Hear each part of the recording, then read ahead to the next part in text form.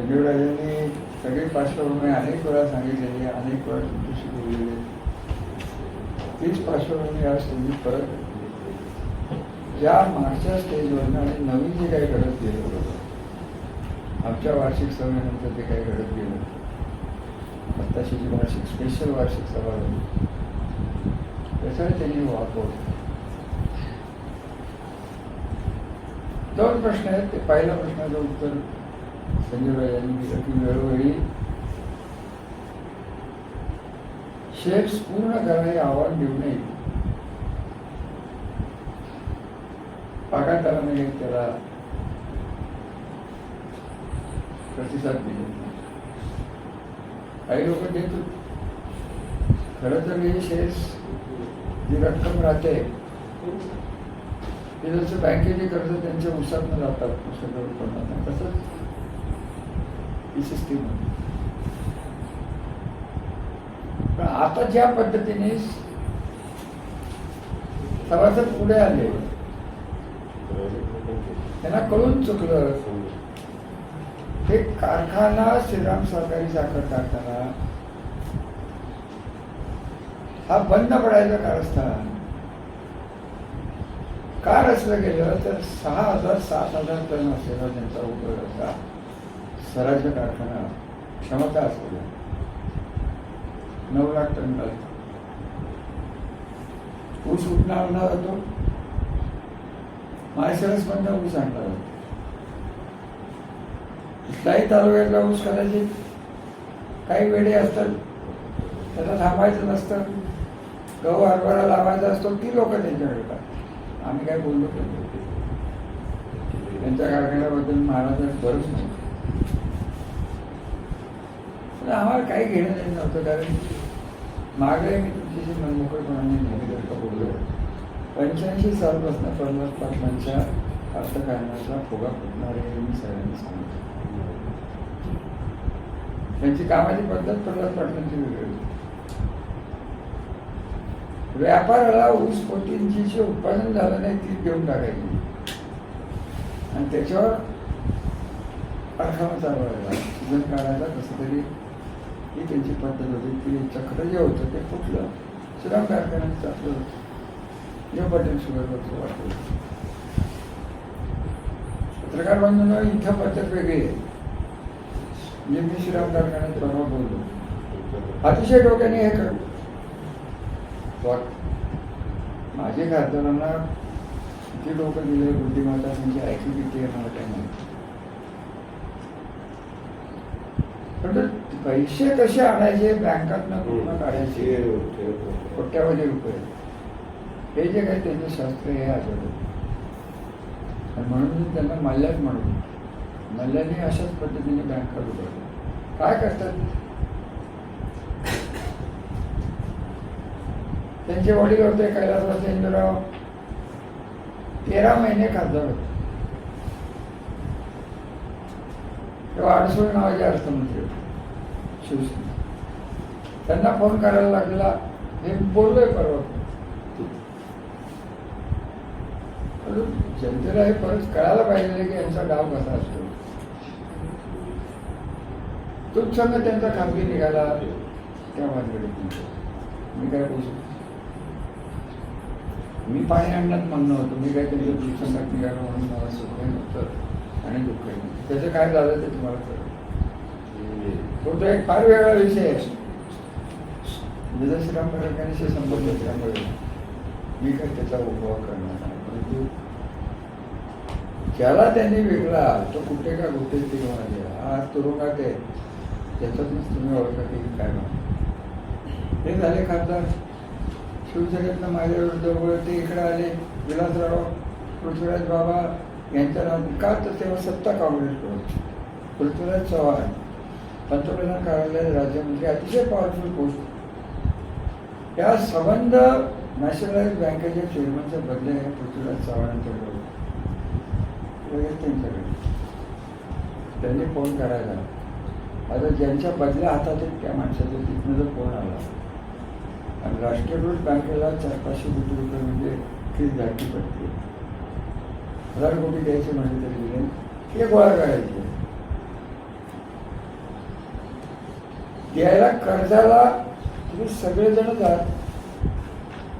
100 रुपये कर्ज काढायला लागला तर 75 रुपयाची गॅरंटी तर ठेवायला लागते. यांनी परत डोकं वापरलं, व्हॅल्युएशनच करून टाकलं आणि ते त्या बँकांना मान्य करायला लावलं. माझं तर उघड आव्हान आहे की त्यांच्या कुठल्या तरी वर्षात साखरवाडीच्या एका कारखान्यात गुलाबराव मानेच्या 5 एकराचं त्यांनी घेतलं. ते 5 कोटी रुपये एकराने त्यांनी व्हॅल्युएशन दाखवून 20 कोटी रुपये उचलले. ही दुसरी पण आपला कारखान्याचा व कर्जाचा बोजा वाढून चाललेला आहे हे मान्य करून त्यांच्या जेव्हा लक्षात आलं तेव्हा पहिलं त्यांनी गाठलं इचलकरंजीचे जे आवाडे माझे मित्र आहेत, राजकारणात ते काँग्रेसमध्ये होते, आता भारतीय जनता पार्टी, त्यांच्यावर दबाव टाकला. बाबा हे बोलले नाहीत, आवाडे नाही जर तुम्ही विचारलं तर ते कबूल करणार नाहीत, परंतु हा दबाव टाकला गेला, त्यांना सोडायला लावलं. अन्य कारणही असतील, त्यांना तोटा झाला, अमुक झालं, तमुक झालं ते म्हणतात, पण तो खरं कारण हेच आहे की या वर्षीचा सीझन हा ऊसच कमी आहे. बाळासाहेब आमचे शेंडे अभ्यास माणूस आहे, 100 दिवसाच्या वर चालेल अशी परिस्थिती फार झाली. त्यांना ऊस मिळणार नाहीये म्हणून हा बंद पाडेल.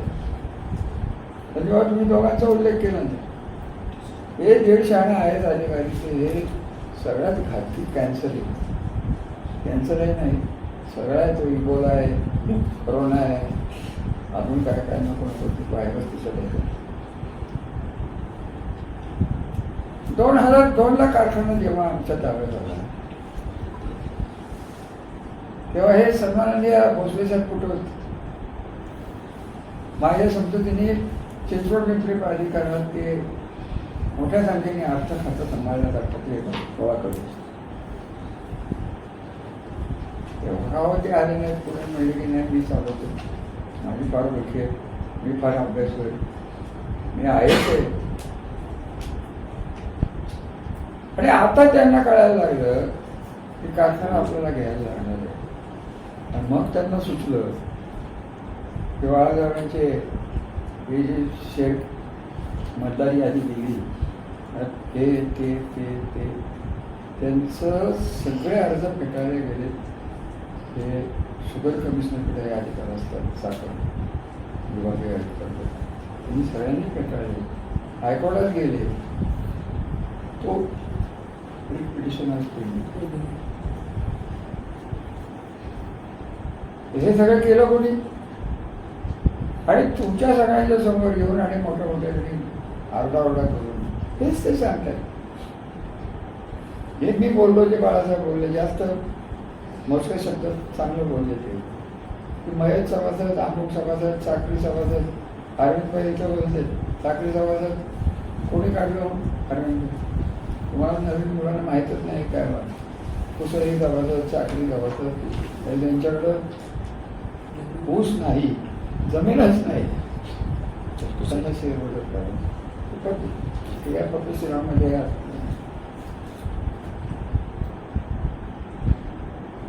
येऊन भोसले यांनी जो रिट पिटिशन केला आहे तो आता सुरू होईल. आणि कालच्या प्रेस कॉन्फरन्समध्ये खासदार साहेबांचा चेहरा तुम्ही नीट बघा. त्यांना घरीवरून आलं होतं की श्रीराम कारखाना आता चालू होईल, स्वराज्य कारखाना आता बंद पडेल, सगळं त्यांना आनंद झाला.